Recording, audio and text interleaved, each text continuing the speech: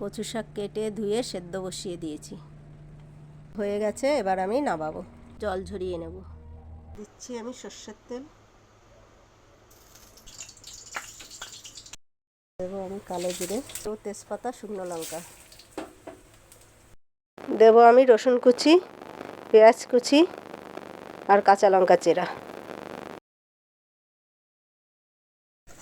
একটু বাদামি করে ভেজে নেব। দিয়ে দেবো ধুয়ে রাখা চিংড়ি মাছ, দেব পরিমাণ মতো নুন, পরিমাণ মতো হলুদ। এবার একটু নেড়ে নেব, ভালো করে সব মিশিয়ে নেব।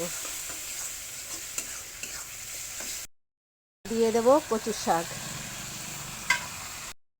দেব কাঁচা ছোলা, ভালোভাবে সব কিছু মিশিয়ে নেব। মিশিয়ে নিয়েছি, এবার জলটা শুকিয়ে নেব।